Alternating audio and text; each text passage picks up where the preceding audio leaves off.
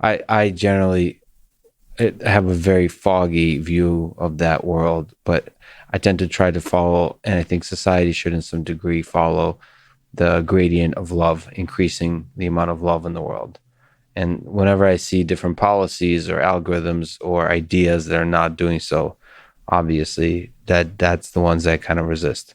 So the thing that terrifies me about this notion is I think that German fascism was driven by love. It was just a very selective love. It was a love that Well, now you're basically, just manipulating. I mean, that's it's you have to be very careful. You're talking to the wrong person in this way about love. so let's talk about what love is. And I think that love is the discovery of shared purpose. It's the recognition of the sacred in the other. And this enables non-transactional interactions. But the size of the other that you include needs to be maximized. So it's basically appreciation, like deep appreciation of the world around you, fully, like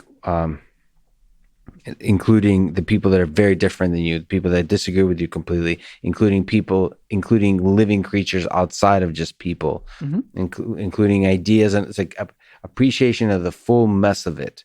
And also it has to do with like empathy, which is coupled with a lack of confidence and certainty of your own rightness. It's like a radical open-mindedness to the way forward. I agree with every part of what you said.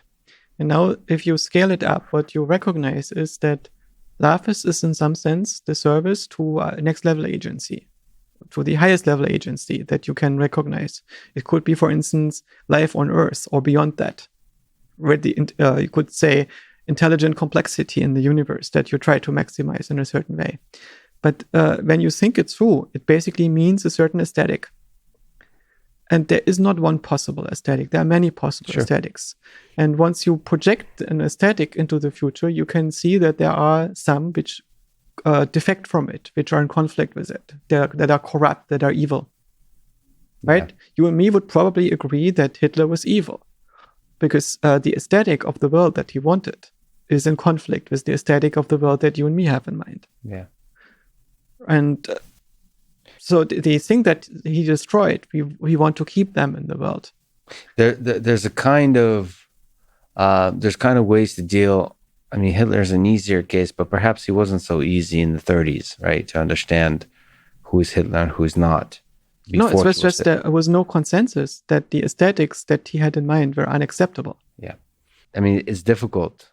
Love is complicated because you can't just be so open-minded that you let evil walk into the door, but you can't be so self-assured that you can always identify evil perfectly, because that's what leads to Nazi Germany.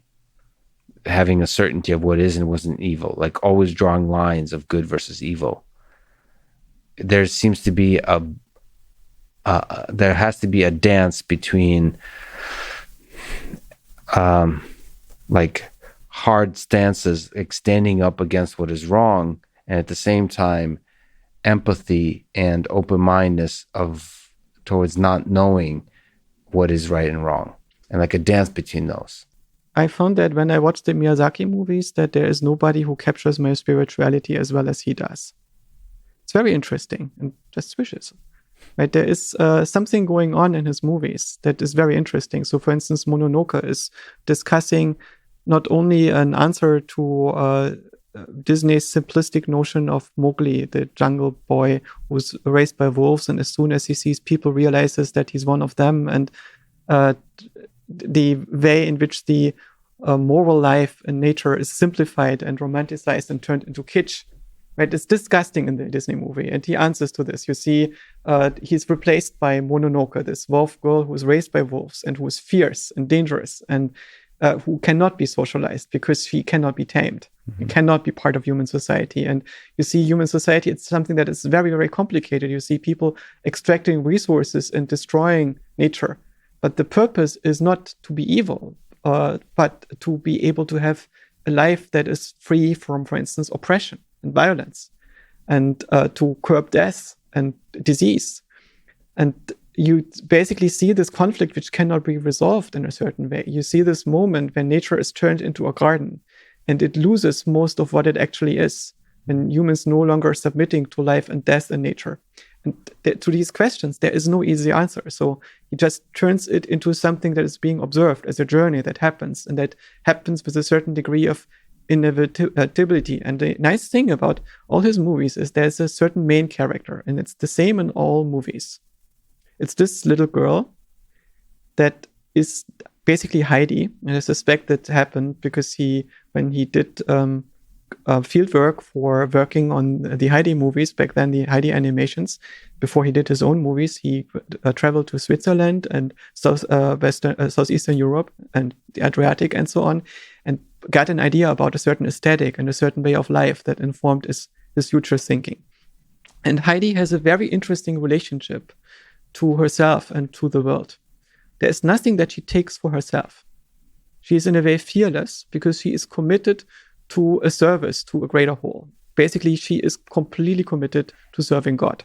And it's not an institutionalized God. It has nothing to do with the Roman Catholic Church or something like this. But in some sense, Heidi is an embodiment of the spirit of European Protestantism. Mm-hmm. It's this idea of a being that is completely perfect and pure. And it's not a feminist vision, because she is not a girl boss or something like this. She is the justification for the men in the audience to protect her, to build a civilization around her that makes her possible. Right? So she is not just the sacrifice of Jesus, who is innocent and therefore nailed to the cross. She is not being sacrificed. She is being protected by everybody around her who recognizes that she is sacred, and there are enough around her to see that. Right? So that's a very interesting perspective. There's a certain notion of innocence.